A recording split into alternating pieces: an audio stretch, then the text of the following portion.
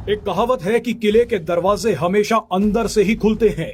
दिल्ली के लाल किले के पास जो हुआ उसने इस खतरनाक सच को साबित कर दिया है। भारत में बैठे कुछ गद्दारों ने अपने ही देश पर आतंकी हमला किया है। भारत को बर्बाद करने के लिए एक खतरनाक पैटर्न देखने को मिला है, जिसे इजराइल भी झेल चुका है। इसी को देखते हुए इजराइल के विदेश मंत्री गिदोन सार ने ऐलान किया है कि हम भारत के साथ खड़े हैं। हम इस हमले की निंदा करते हैं। पहलगाम हमले के बाद ही इजराइल ने सीधे तौर पर कहा था कि हम भारतीय सुरक्षा बलों के साथ खड़े हैं। उसके बाद खबर आई कि जब भारत ने ऑपरेशन सिंदूर किया तो उसमें इजराइल ने भी मदद की। अब एक बार फिर दिल्ली धमाके के बाद इजराइल भारत के साथ आकर खड़ा हो गया है। बहरहाल इसी बीच इजराइल के कुछ एक्सपर्ट्स ने दिल्ली धमाके पर होश उड़ा देने वाले खुलासे किए हैं, जिनके बारे में हम आगे बात करेंगे।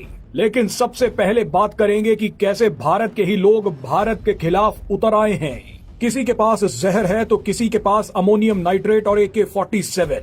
आप इसे विडंबना ही कहिए कि हमारा संविधान ऐसे लोगों को भारतीय मानता है, लेकिन आतंकी सोच वाले ये कट्टरपंथी भारत और संविधान को ही मिटाना चाहते हैं। पिछले कुछ दिनों में 5 ऐसे कट्टरपंथी डॉक्टर पकड़े गए हैं जो भारत को मिटाने की कसम खा चुके थे। इनमें doctor Adeel Ahmad Rather, doctor Muzammil Shakeel, doctor Shaheena Shahid, doctor Umar Mohammad और डॉक्टर अहमद मोहिउद्दीन शामिल हैं।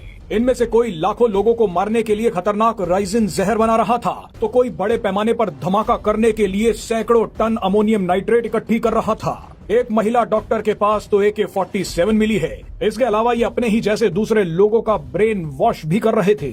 अब आपको यहाँ पर एक नया पैटर्न दिखेगा। एक नए तरीके की जंग भारत में शुरू हो चुकी है।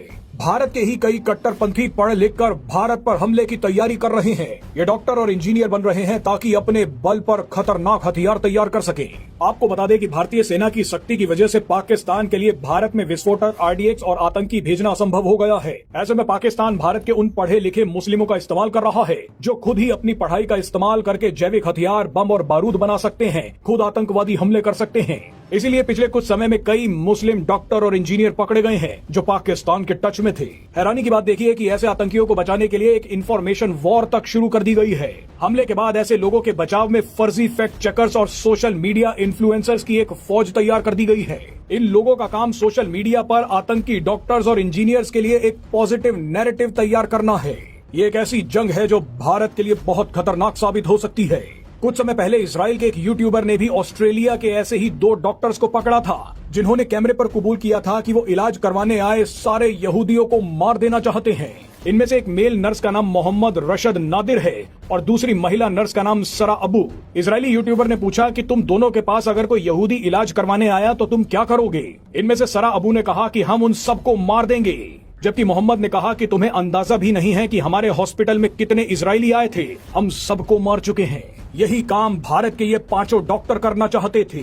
एक इजरायली एक्सपर्ट ने कहा है कि भारत ने एक ऐसे आतंकी हमले को रोका है जो 2.5 लाख से ज्यादा लोगों को मार सकता था। इस इजरायली एक्सपर्ट ने कहा कि भारत ने जिस आतंकी को पकड़ा है उसके पास करीब 4 किलो रेजिन जहर था, जो अमेरिका के मायामी शहर को खत्म करने के लिए भी काफी था। ब्रिटेन के एक नेता टॉमी रॉबिन्सन ने लिखा कि भारत ने एक खतरनाक आतंकी हमले को नाकाम कर दिया है। ये आतंकी प्रसाद में जहर मिलाना चाहता था और भारत के लोग